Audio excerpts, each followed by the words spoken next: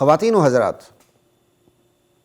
اب ایک سوال پیدا ہوتا ہے جس کے جواب کی طرف میں نے وعدہ کیا تھا کہ میں آگے چل کر بتاؤں گا کہ شب معراج اس قدر عظیم الشان عالی شان واقعہ، اللہ اکبر، صحابہ نے معراج کے نہ سال کو یاد رکھا، نہ ماہ کو یاد رکھا، نہ تاریخ کو یاد رکھا، آخر کیسے؟ سوال پیدا ہوتا ہے نا۔ وہ صحابہ جو نبی علیہ السلام کے ایک ایک عمل کو یاد رکھتے تھے، نشست و برخاست تک کی باڈی لینگویج کو بھی یاد رکھتے تھے نبی علیہ السلام کی، انہوں نے معراج کی کہ نہ سال کو یاد رکھا کہ وہ سال کون سا تھا، نہ ماہ کو یاد رکھا وہ ماہ کون سا تھا، نہ تاریخ کو یاد رکھا کہ ایگزیکٹ وہ تاریخ کون سی تھی، آخری کیسے ممکن ہوا؟ تو اس کا ایک جواب حضرت مفتی رشید احمد لدھیانوی رحمہ اللہ کی طرف منسوب کیا جاتا ہے۔ وہ یہ ہے، وہ کہتے ہیں کہ بدعات اور خرافات کے خوف سے اللہ کے نبی نے اور اللہ کے رسول کے صحابہ نے تاریخ شب معراج کو مبہم رکھا، مخفی رکھا، نہیں بتایا، سدا للباب، سد ذریعے کے طور پر۔ معذرت کے ساتھ یہ جواب دل کو نہیں لگا۔ یہ ایسی بات تو تبھی کی جا سکتی جب آپ کو صراحت سے پتہ ہو کہ صحابہ کو پتہ تھا، انہوں نے جان بوجھ کے نہیں بتایا، رسول کریم کو پتہ تھا، جان بوجھ کے نہیں بتایا۔ ایسی بات میری دانش پہ قیاساً نہیں کرنی چاہیے، ٹھیک ہے نا؟ جیسے لیلۃ القدر کا پتہ تھا، آپ کو بلا دی گئی، یہ بات ثابت ہے، اللہ تعالیٰ نے بلا دی، صراحت سے یہ بات ثابت ہے۔ تو ایسی باتیں صراحتاً کوئی ہوں، کوئی اشارہ ملے تو پھر کر دینا چاہیے، ویسے ایسی بات میری دانش میں نہیں کرنی چاہیے۔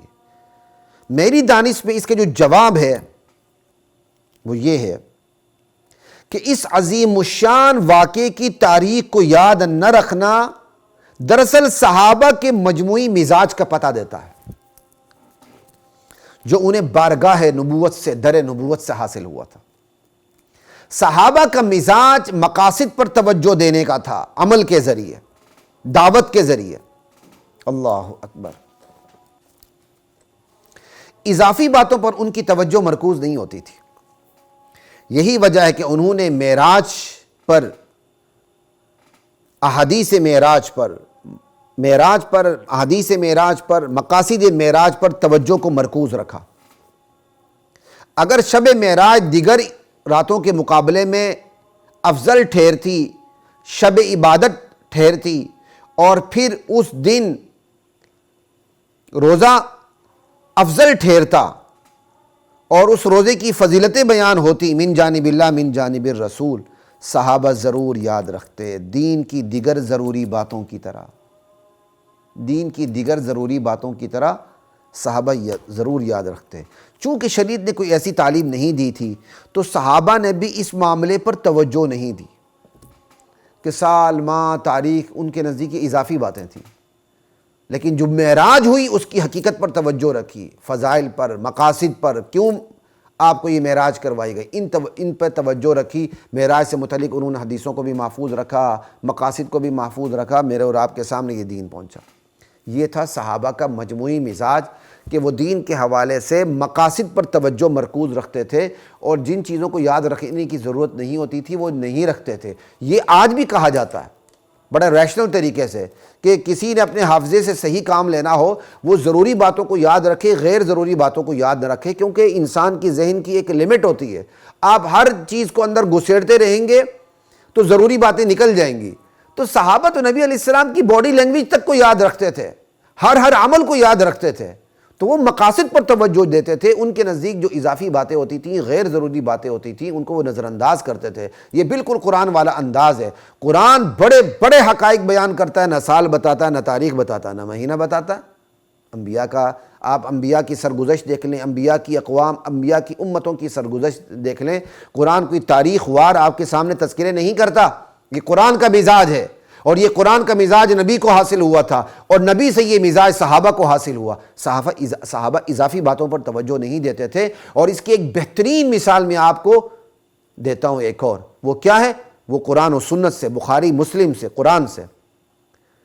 جب صلح حدیبیہ کا مشہور واقعہ ہے، لقد رضی اللہ عن المؤمنین اذ یبایعونک تحت الشجرہ، جب اللہ کے رسول عمرہ کرنے کے لیے تشریف لے گئے اور مشرکین مکہ نے عمرہ کرنے نہیں دیا. تفصیلات بہت زیادہ ہیں، اس پر جانے کی ضرورت نہیں. پھر اس حدیبیہ کے مقام پر مشرکین اور مسلمانوں کے درمیان ایک معاہدہ قرار پایا. ٹھیک ہے نا جی. جب اس وقت حضرت عثمان کے قتل کی افواہ پھیلی تو خون عثمان کا بدلہ لینے کے لیے آپ صلی اللہ علیہ وسلم نے ایک درخت کے نیچے بیعت لی تھی صحابہ سے، ان 69 صحابہ سے. اسلام کی پوری فوج کو جھونک دیا تھا عثمان کا بدلہ لینے کے لیے. عثمان کی یہ فضیلت ہے، عثمان بن عفان رضی اللہ تعالیٰ عنہ کو. صرف عثمان کا بدلہ لینے کے لیے اللہ کے نبی نے پوری اسلامی فوج کو، 69 فوج کو جھونک دیا تھا. اللہ اکبر. ٹھیک ہے، یہ کتنا بڑا واقعہ ہے. کیا وہ درخت بھول سکتا ہے صحابہ سے؟ جی ہاں. آپ کہیں گے نہیں بھول سکتا. کیوں؟ میرا اور آپ کا مزاج یہی ہے. صحابہ کو بھول گیا وہ درخت. وہ کون سا درخت کا جس کے نیچے اللہ کے نبی نے خون عثمان پر بیعت لی تھی، اور جس کا ذکر قرآن کریم میں ہے. لقد رضی اللہ عن المؤمنین اذ یبایعونک تحت الشجرہ. درخت کے نیچے بیعت لی تھی. اور یہ روایت خود بخاری مسلم میں موجود ہے. اس لیے یہ کہہ دینا کہ لوگوں نے وہاں بدعات شروع کر دی تھی تو حضرت عمر نے اس کو کٹا دیا تھا، یہ بڑی کمزور بات معلوم ہوتی ہے. بخاری اور مسلم میں اس سے تگڑی بات موجود ہے.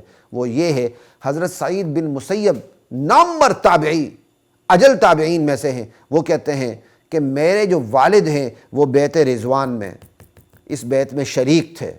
جب آئندہ سال میرے والد نے مجھے بتایا کہ جب آئندہ سال ہم عمرہ قضا کرنے کے لیے گئے تو ہم نے اس درخت کو تلاش کیا جس درخت کے نیچے نبی علیہ السلام کے ہاتھ پر ہم نے بیعت کی تھی خون عثمان کا بدلہ لینے کے لیے، لیکن تلاش کے باوجود ہمیں وہ درخت نہیں ملا.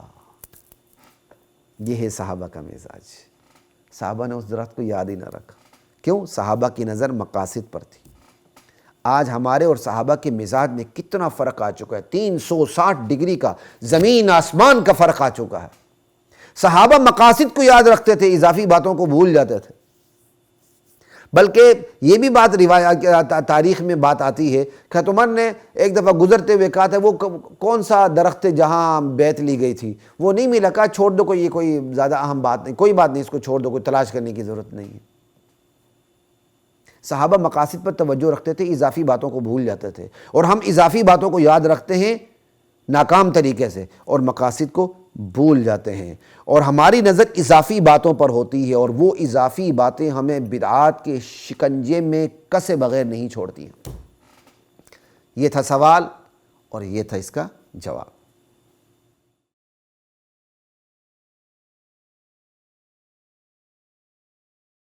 وَلَقَدْ